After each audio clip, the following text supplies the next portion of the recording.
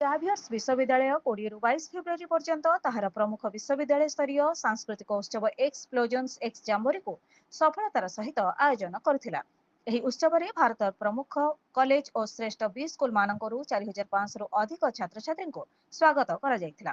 ସ୍ନାତକ ଓ ସ୍ନାତକୋତ୍ତର ଛାତ୍ର ସମୁଦାୟଙ୍କ ଯୁକ୍ତ ଆୟୋଜନରେ ହୋଇଥିବା ଏହି 3 ଦିନିଆ ଉତ୍ସବରେ ସାଂସ୍କୃତିକ ପ୍ରଦର୍ଶନ, ସୃଜନଶୀଳ କଳା, ବ୍ୟବସାୟ ସିମୁଲେସନ, ତର୍କ ବିତର୍କ ଓ ସାମାଜିକ ପଦକ୍ଷେପ ସହିତ 20 ରୁ ଅଧିକ କାର୍ଯ୍ୟକ୍ରମ ଆୟୋଜିତ ହୋଇଥିଲା।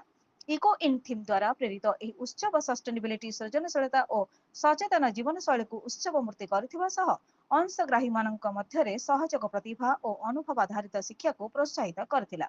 ପ୍ରଥମ ଦିନରେ ଉତ୍ସବର ଆରମ୍ଭ ସୃଜନଶୀଳ, ଅଭିବ୍ୟକ୍ତମୟ, କୌଶଳମୂଳକ ଓ ସମାବେଶୀ କାର୍ଯ୍ୟକ୍ରମମାନଙ୍କ ସହ ହୋଇଥିଲା। ମୁଖ୍ୟ ଆକର୍ଷଣମାନଙ୍କ ମଧ୍ୟରେ ଥିଲା ବୁଲସାଇ, ଧ୍ୱନି, ଟିଣ୍ଟେଡ୍ ଟେଲ୍ସ, ଏକ୍ସ ସର୍ଟସ୍, ବ୍ରଶ୍ ଆଣ୍ଡ ବୋଲ୍ଡ ପେହଚାନ ଏବଂ ପ୍ରତିରୂପଣ। ଛାତ୍ରଛାତ୍ରୀମାନଙ୍କ ସାଂସ୍କୃତିକ ପ୍ରଦର୍ଶନମାନଙ୍କୁ ବର୍ଣ୍ଣାଳୀ ହୋତାଙ୍କ ସଜୀବ ସଙ୍ଗୀତ ପ୍ରଦର୍ଶନ ଆହୁରି ଉତ୍ସାହମୟ କରିଦେଇଥିଲା।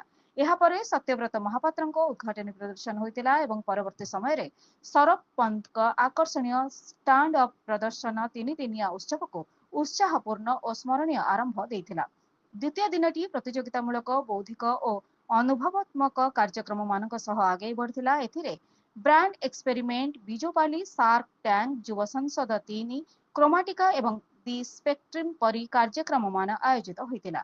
କାର୍ଯ୍ୟକ୍ରମର ତୃତୀୟ ଦିନଟି ସ୍ପନ୍ଦନଶୀଳ, କୂଟନୀତିମୟ ଓ ଉତ୍ସବମୟ ମନୋବତ୍ତ ଉତ୍ସବକୁ ସମାପ୍ତ କରିଥିଲା। ଏଥିରେ ସ୍ପର୍ଦ୍ଧା, ଏଲ୍ଟୋନିକା, ଫୁଟଲୁସ୍ ଏବଂ ଜାଭିୟର୍ସ ୟୁନିୟନ 6 ଭଳି କାର୍ଯ୍ୟକ୍ରମମାନ ଆୟୋଜିତ ହୋଇଥିଲା। ଏହି ଉତ୍ସବରେ ପ୍ରସିଦ୍ଧ ପ୍ଲେବ୍ୟାକ୍ ଗାୟକ ଜାଭେଦ ଅଲିଙ୍କ ଏକ ଆକର୍ଷଣୀୟ ଲାଇଭ୍ କନସର୍ଟ ପ୍ରଦର୍ଶିତ ହୋଇଥିଲା।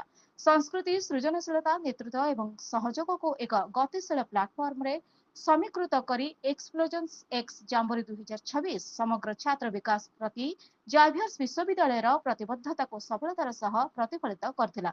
ଭୁବନେଶ୍ୱରରୁ ଏଲିନା ମହାନ୍ତିଙ୍କ ରିପୋର୍ଟ, ଜନଶକ୍ତି ଟିଭି।